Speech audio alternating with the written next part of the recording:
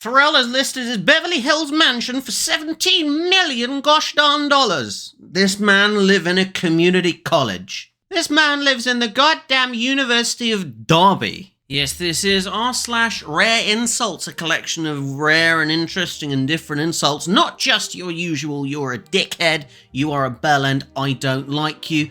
Things involving people's foreheads and, you get the gist. Let's look at some. Held up the grocery line because the card reader wouldn't read my Apple Watch. Elderly man behind me.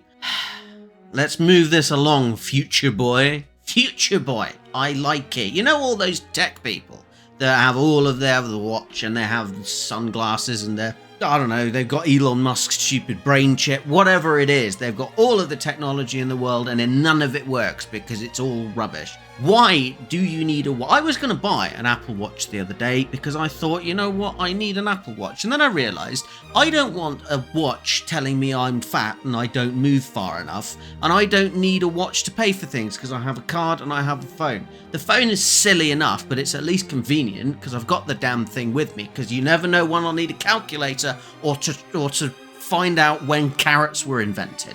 What a dumbass world we live in. All of the UK eats like the Germans are still flying overhead, and they are not goddamn wrong. We eat, and I'm going to say something controversial here in a minute when I've sneezed.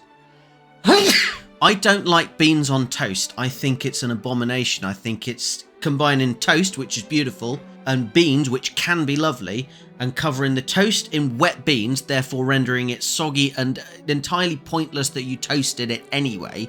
And beans by putting it in a watery, disgusting, thin vaguely tomato sauce, and no seasoning at all apart from maybe some salt, and if you're feeling fruity, a bit of pepper. It's disgusting, it's wrong, I don't understand why we like it.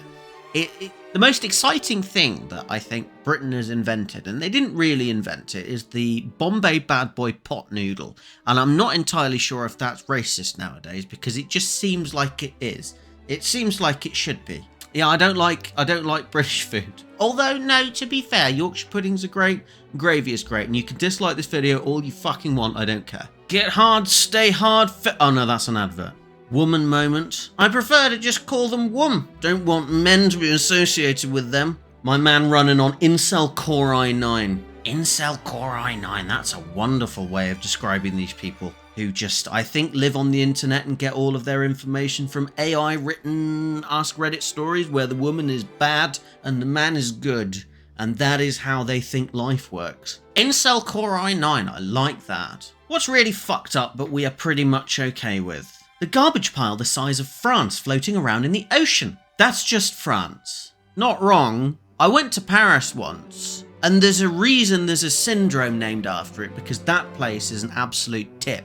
I don't like London. I think London's a tip, personally. I abhor going there, and I only go there if I really have to, or maybe for one day if something really exciting is happening. But otherwise I try and avoid it, and I'd rather go to London again than damn Paris. It was fucking horrible.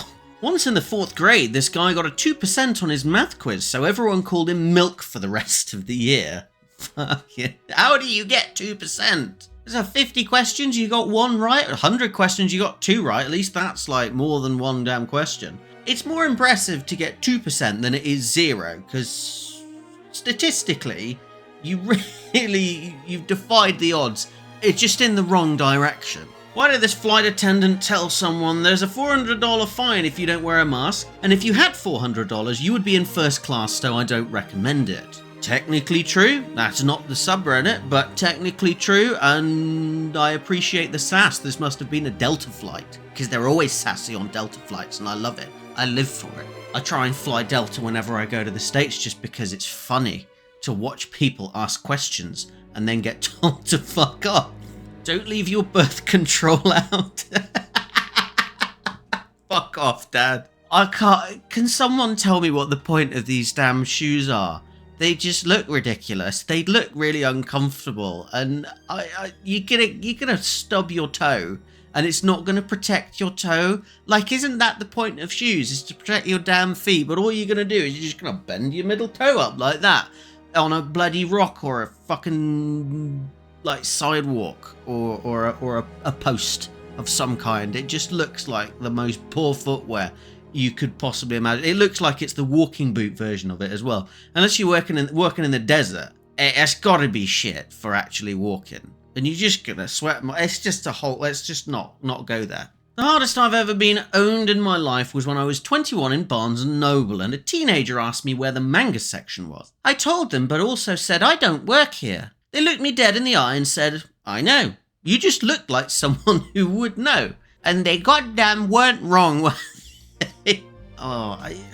I've yet to have that experience, but back a while ago when I had much shorter hair and slightly rounder glasses and no moustache, people always used to say, oh, you look like Harry Potter. I never saw it, but it was so many different people told me I looked like Harry Potter.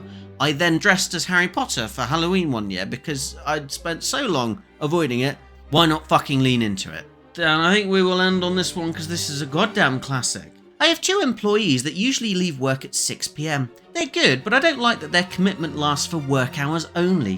What should I do as a CEO? You should copy and paste this complaint into a table in Microsoft Word 2007. Print it double-sided in landscape mode, fold it in half 8 times, soak it in olive oil, and shove it up your arse. Now, I don't know if the original post is actually true or from a CEO, because why is a CEO asking questions on Quora?